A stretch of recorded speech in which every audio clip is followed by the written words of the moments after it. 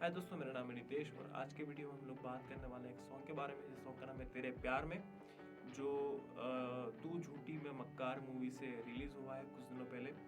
और उसकी म्यूज़िकलिटी पे हम लोग बात करेंगे, उसकी अरेंजमेंट पे बात करेंगे, सिंगिंग और लिरिक्स राइटिंग और म्यूज़िक के बारे में पूरा हम लोग ओवरऑल इस सॉन्ग का एक रिव्यू करने वाले हैं। तो वीडियो को एंड तक ज़रूर देखना और अगर चैनल सब्सक्राइब नहीं किया तो यार चैनल सब्सक्राइब कर लो, ठीक है। और बेल आइकन भी प्रेस कर लो ताकि आपको नोटिफिकेशन भी पहुंच जाए। और बिना किसी देरी के मुद्दे की बात पे आते हैं फिलहाल। तो गाने के ऊपर सबसे पहले मैं कॉम्पोजिशन और लिरिक्स राइटिंग और सिंगिंग पे ही बात कर लेता हूँ, क्योंकि वो तीन मूलभूत चीज़ें होती है जिस पे पहले बात करना ज़्यादा सही है।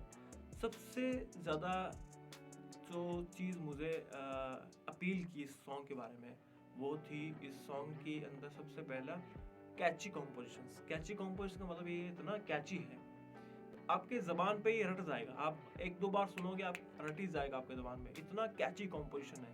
तो सबसे पहले हैट्स ऑफ टू प्रीतम दा। केसरिया सॉन्ग का बात कर लो, इतना इतना कैची होता है कि यू कांट फॉरगेट, वो आपके ज़बान पे याद हो जाए, चाहे वो केसरिया हो चाहे ये सॉन्ग की बात भी ले लेते हैं। तो यही जो चीज़ थी वो बहुत लंबे टाइम से मिसिंग थी, कि एक कैची कॉम्पोजिशन, एक कैची सॉन्ग जो है वो कहीं ना कहीं एक ओरिजिनल कैची सॉन्ग जो जिसकी बात मैं करता हूँ, वो बहुत लंबे वक्त से मैं इंतज़ार कर रहा था कि ऐसा कुछ देखने को मिले। तो यहाँ पे सबसे पहली तारीफ तो प्रीतम दा की ही होनी चाहिए कि इस तरह के कॉम्पोजिशन बनाने वो एक्सपर्टाइज हैं। दूसरी जो बात ऑब्वियसली जो मुझे लगता है कि लिरिक्स राइटिंग पे यहाँ पे बहुत कम लोग बात भी उन्होंने की है। ऑब्वियसली लिरिक्स कोई ऐसा नहीं कि बहुत बहुत ज़्यादा पोइटिक वर्ड इस्तेमाल नहीं किए हैं, बहुत सिंपलिस्टिक अप्रोच में रखते हुए, ताकि लोगों को जल्दी से जल्दी याद भी हो जाए, इसी तरह के अकॉर्डिंग ही लिरिक्स लिखे गए हैं। अमिताभ सर ने मतलब आई मीन आप एक दफ़ा वो देखते हो, अमिताभ भट्टाचार्य ने जब लाल सिंह चड्ढा का एल्बम बना था तो कितने पोइटिक वो हो चुके थे। उनके पास दायरा कम था और वहाँ पोइट्री भी आनी ज़रूरी थी, तो हार्ड लिरिक्स वहाँ लिखे थे। चाहे आप उनके लाल सिंह चड्ढा के गाना सुनोगे तो यू फील दैट, है ना। बट यहाँ पे थोड़ा अप्रोच उन्होंने वैसा रखा कि सॉन्ग को जल्दी से जल्दी लोग याद कर ले। तो तेरे तेरे प्यार में, है ना, तो वो कितना कितना इजी है, इजी टू रिमेम्बर ये लिरिक्स है। तो यही जो चीज़ है, ये जो चीज़ें बहुत एक गाने में लिरिक्स राइटिंग में हमें ध्यान में रखनी चाहिए। तो ये लिरिक्स और कंपोजिशन का इतना अच्छा तालमेल था कि you can't forget this song. आप एक दो बार में सुनते हैं आपको वो हुक याद हो जाता है। तो ये एक बहुत बड़ी यूएसपी थी सॉन्ग की। तो जब मैंने पहली दफ़ा सुना था आई वाज लाइक यार वाओ, ये ऐसी चीज़ चाहिए थी हमको, मतलब ऐसा फील हुआ। सिंगिंग की बात करें, ऑब्वियसली यार अरिजीत सिंह एंड निकिता गांधी दोनों ने मिलके बहुत ही कमाल सिंगिंग की है। एंड दोनों अच्छे लग रहे हैं सिंगिंग में, दोनों की आवाज़ हम दीवाने हैं हम दोनों की आवाज़ के। तो सिंगिंग में my god they are both are. उन्होंने मतलब एक बात और बोलना चाहूँगा सिंगिंग के बारे में, क्योंकि जब मैंने इस म्यूज़िक को और इस सॉन्ग को मैं एज ए म्यूजिकलिटी के लिए बार बार सुन रहा था, तो मैंने नोटिस किया कि काफ़ी सारे फिलर्स और बाद में आके कोरस भी दिया था अरिजीत सिंह ने। और फिलर्स के तौर पे जो मतलब यूज़ हुआ है उनकी आवाज़ का, अब मैं नहीं जानता कि ऑब्वियसली उन्होंने कई जगह तो खुद डेलिबरेटली उन्होंने वहाँ पे आके जो वेरिएशंस है सिंगिंग के वो वहाँ पे इस्तेमाल में किए थे। चाहे वो निकिता गांधी की बात हो चाहे वो अरिजीत सिंह की बात हो, दोनों ने लिए थे। और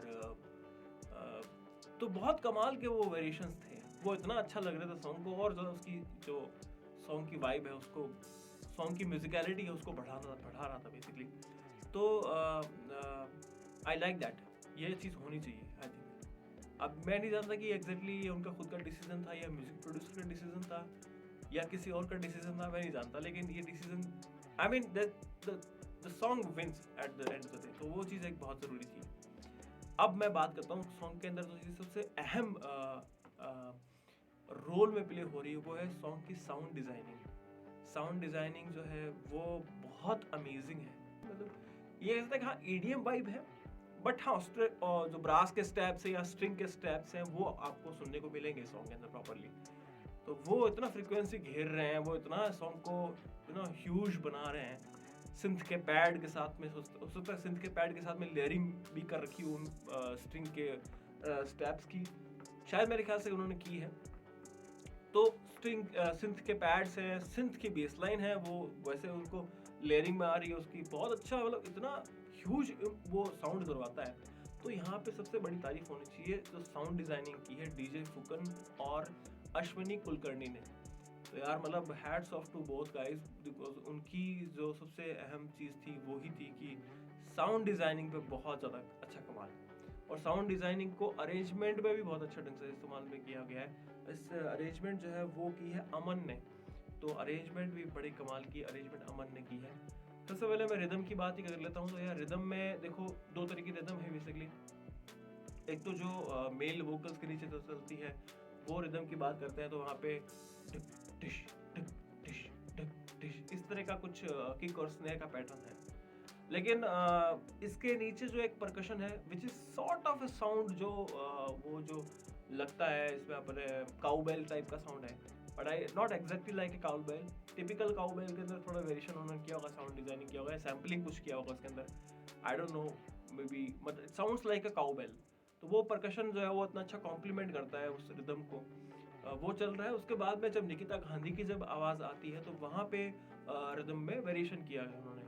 वहाँ पे उन्होंने जो किक है उसके साथ में उन्होंने एक रिम का या तो लूप लिया है या रिम को बेसिकली उन्होंने अरेंज किया है वैसे, और उसके बाद में जो उसके नीचे शेकर्स भी दिए हैं, तो वहाँ पे रिदम का एक दूसरा अरेंजमेंट देखने को मिलता है। दो तरह के बेसिकली मेन अरेंजमेंट ही है प्रोमिनेंटली देखा जाए तो, जितना मैं नोटिस कर पाया। और एकम्पनीमेंट की बात कर ले तो यार देखो एकम्पनीमेंट में साउंड डिजाइनिंग भर भर के रखी हुई है। सिंथ पैड्स हैं और ऑर्केस्ट्रल जो अपन कहते हैं सॉरी स्ट्रिंग स्टैब्स हैं, वो इतना ह्यूज इम्पैक्ट करती है कि वो सॉन्ग को पूरा फुलफिलमेंट कर रही है, तुमसे भर दे रही है, ठीक है।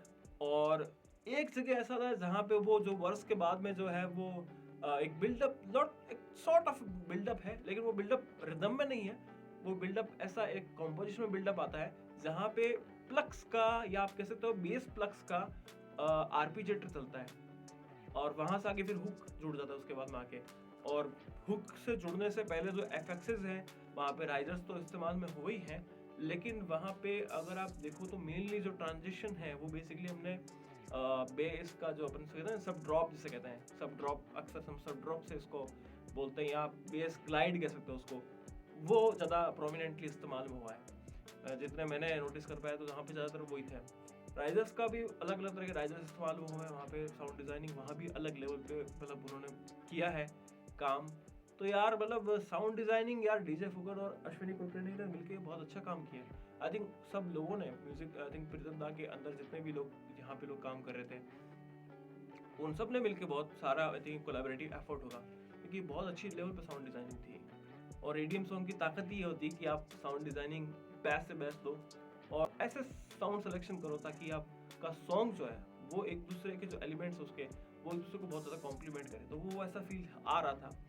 लेयरिंग में मुझे सिंथ पैड्स और सिंथ बेसलाइन जो थी वो इतनी एक दूसरे को वो अच्छा कॉम्प्लीमेंट कर रही थी, और नहीं वो वोकल्स को खा भी नहीं रही थी। मिक्सिंग भी यहाँ पे बहुत अच्छे ढंग से हुई है, मतलब ऐसा नहीं कि वोकल्स के ऊपर हावी पड़ रही हो और वो बहुत ज़्यादा है ना उसको उसकी फ्रीक्वेंसी के साथ क्लैशिंग में आ रही हो। और बाकी यार ओवरऑल सॉन्ग यार बहुत कमाल का था, अरेंजमेंट बहुत कमाल की थी, साउंड डिज़ाइनिंग का दिल दिल जीत लिया मेरा। और आई मीन सबसे अहम बात देखो, कोई भी सॉन्ग जो होता है ना, फर्स्ट टाइम मैं अगर किसी सॉन्ग को सुनता हूँ तो एज ए ऑडियंस के लिसनर के हिसाब से सुनता हूँ, तो जब मैंने इस सॉन्ग को सुना था वाज लाइक यार आई लव दैट वाइब, जो एक ग्रूवी वाइब थी, और इसमें जो एक वाइब थी कि यार इस तरह का लव एक सॉन्ग अगर हो तो वो एक सॉन्ग लव पार्टी सॉन्ग अगर जिसे कहा जाए, तो बहुत लंबे वक्त से इस तरह का सॉन्ग मिसिंग था, तो वो मुझे अच्छा लगा। मिक्सिंग मास्टरिंग शादाब रहीम साहब ने की है, बहुत अच्छे ढंग से मिक्सिंग मास्टरिंग उन्होंने की है।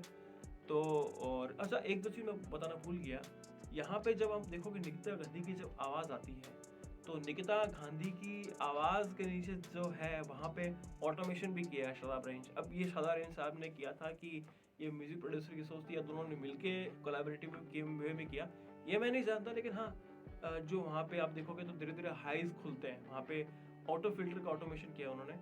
पहले हाइज थोड़े दबे होते हैं, धीरे धीरे वो जो है अपना हाइज खोलता है और आपको प्रोमिनेंटली थोड़ा अच्छे ढंग से शेकर सुनाई दे जाते हैं, हालांकि शेकर स्टार्टिंग में ही प्ले हो रहे होते हैं।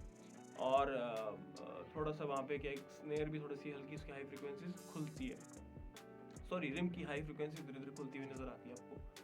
दूसरा एक जो चीज़ मुझे और अच्छी लगी, जो लास्ट में जब जब गाना आता है तो अरिजीत सिंह की जो आवाज का जो डिले है उसे एज ए फिलर इस्तेमाल में लिया गया है। ये तो बहुत अच्छा लगा था वो चीज़। तो I mean overall song is amazing और बहुत कैची सॉन्ग, बहुत लंबे वक्त से एक ओरिजिनल अच्छा सॉन्ग सुनने को मिला। तो आई थॉट ऑफ इट के छोटा सा रिव्यू मैं कर दूं। कोई चीज़ छूट गई तो माफ़ करना, बिकॉज कहने को बहुत सारी बातें थी। तो इसी बात के साथ मैं अलविदा लेना चाहूँगा। अगर आपने चैनल को सब्सक्राइब नहीं किया तो चैनल को सब्सक्राइब कर दो और वीडियो को लाइक कर दो। मिलते हैं ऐसे कैसे नेक्स्ट वीडियो, तब तक के लिए बाय बाय।